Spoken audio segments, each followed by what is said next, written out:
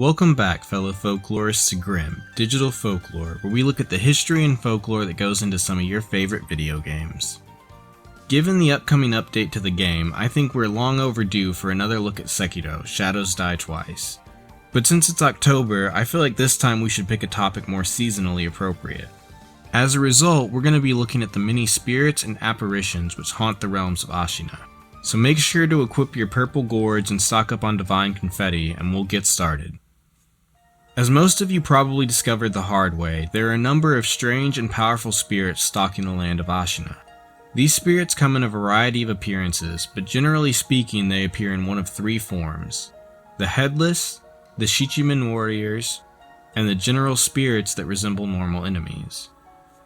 There are one or two exceptions to this, but for now let's start by looking at each of these general groups individually, starting with the Headless. With their strange appearance and slow movements, the Headless are definitely one of the more disturbing enemies that Sekiro encounters during his journey. Nothing can quite match the dread you feel as you approach a Headless for the first time, only to find that you're slowed in its miasma and unable to escape easily as it slowly lumbers towards you. Despite their disturbing appearance though, they are one of the more easily understood spirits that can be encountered in Ashina. We know from their spirit fall descriptions that each of the Headless enemies we encounter are actually the spirit of a fallen hero of Ashina who became corrupted. We may even know their names since they appear to be related directly to each of the sugars who are named in honor of each warrior. We can learn a bit about the fate of each Headless as well from their spirit fall description, but I'll avoid focusing on that for now as they're mostly self-contained tales in each description. Instead, we'll be looking at some of the inspiration behind the Headless enemies, which can explain both their more troubling attacks, as well as one of the most vengeful ghost stories in Japanese history. While the Headless are certainly troubling enemies for the aforementioned reasons, one of the most disturbing aspects of the Headless involves one specific grab attack, which is... can we show this, Grimm? Yeah, I guess that's better. Now, initial shock factor aside, those knowledgeable about Japanese folklore may be able to recognize the relation between this attack and the myth of the Japanese yokai, the Kappa. This is because the glowing orb that the Headless takes from Sekiro is an object that is known as a shirakodama. In Japanese folklore, the shirakodama is believed to hold the soul and can be found in one's lower intestine. It was believed that a desire for this shirakodama was the reason that Kappa would attack and drown humans so that they could extract it.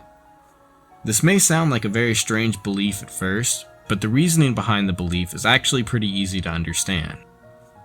You see, the state of a drowning victim's body when they are found led to the belief that something must have tried to remove their intestines before their death. Over time, the belief spread that Kappa must have had a reason for attacking in this way, which would explain the appearance of their victims. This would eventually transform into the belief of the shirakodama. So when Sekiro is grabbed by a Headless, they are forcibly removing Sekiro's shirakodama to steal it for themselves. Normally, this would be said to kill their victim, but maybe Sekiro as an immortal has some kind of innate resistance to this, since it isn't always fatal for him. Either way, as disturbing as this attack is, it could have been much worse, as Kappa who don't use their hands to steal the shirakodama are said to... suck it out. Yeah. Anyway, now we have a better understanding of some of the more disturbing actions of the Headless, but what about an origin for the Headless models themselves? In particular, why are they Headless? Especially when there surprisingly aren't very many types of Headless spirits in Japanese folklore. Well, the game doesn't provide much in the way of explanation, but what little it does points us directly towards one of the most famous vengeful spirits in Japanese history. In particular, the description of Ungo's spirit fall, which is one of the only descriptions that gives us a definitive cause of death for any of the Headless, states that he lost his mind in defense of the state and was swiftly beheaded. This description turns out to be surprisingly similar to a real-life figure from Japanese history who has since gone on to become one of the most famous vengeful spirits in all of Japan, coming to be known as one of the Nihon Sandai Onryo, Taira no Masakado. Sometimes referred to as the first samurai, Masakado was a powerful landowner in the Kanto region of Japan. In the year 939, he led an open rebellion against the central government of Kyoto. The rebellion lasted 59 days, but the fighting ended with Masakado's defeat and beheading. His head was then paraded through the city in celebration before eventually being hung from a tree. However, even separated from his body, Masakado wasn't willing to give up.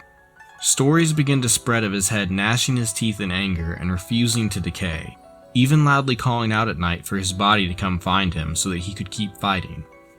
Ultimately, his head was said to fly away into the night sky in search of its body before eventually crashing into the ground after failing in its quest. The final resting location of Masakado's head is somewhat disputed, but was said to be in Shibasaki, the site of future Tokyo, and a grave was erected for it in what is now the Otamachi district. One would think Masakado's head would finally find peace after all this, but even beyond the grave, Masakado still wasn't satisfied. Stories continued of disaster and misfortunes that followed any who tried to discredit or move Masakado's grave, including a number of sudden and unexplained deaths. This led to him eventually being deified and enshrined in a small number of shrines, most notably the Kanda Shrine. But to this day, misfortune is still said to follow those who don't pay their proper respects to Japan's first samurai. Although the tale of Taira no Masakado focuses on his head rather than his body, if you reverse the perspective, it's easy to see the similarities in his tale and the fate of the Headless in Sekiro.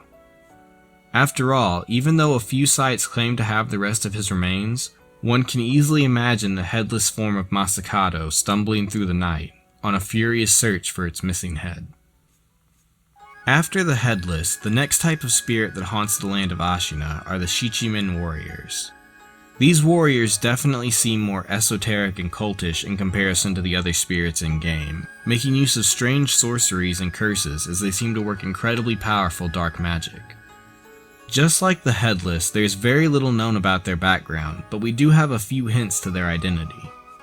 Their name literally translates to seven-faced warriors, and you can see if you look closely that they do have multiple faces on their character models. They also always seem to appear in locations where a number of warriors have been wrongfully or suddenly slain. The first warrior we encounter is found very close to a monument honoring the slain vassals of Ashina from the rebellion. The second is found lingering in the den of a known man-eating ape that we know has killed and devoured at least one person. Finally, the last one is found at the bottom of a waterfall, right below the room where the Fountainhead nobles have slain and feasted upon a countless number of unsuspecting Okami. Taken together, this seems to suggest that the Shichimin Warriors may actually be an amalgam of spirits as opposed to a unique individual. Countless restless warrior spirits whose combined grudge eventually condensed into a physical form. Though the question then becomes whether these spirits form naturally at these sites, as their model seems to suggest that their form may be largely controlled by this smaller head which wears a helmet that prominently features a centipede. Now, there have certainly been a number of helmets which feature centipedes from this period of Japanese history, but given their connotation in this game, it could be that these smaller heads are the ones parasitizing the amalgamated spirits and controlling them. I can't really find a definitive answer as to whether this is the case or not, but either way, slaying the Shichimen Warriors seems to be the only way to allow these spirits to rest. This only leaves us with our final category of spirits that appear once night falls in-game. Ultimately, these are fairly straightforward, being the spirits of fallen warriors who take form once night falls.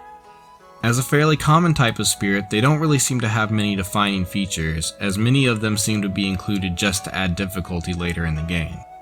Orin of the Water is one such example of this though, who is unique in that she clearly had unfinished business to attend to in her search for Lord Sakuza, but I will go into her particular story at least a bit more in another video. Even still, there is still one major exception that I feel I should address here for its unusual nature: the corrupted monk.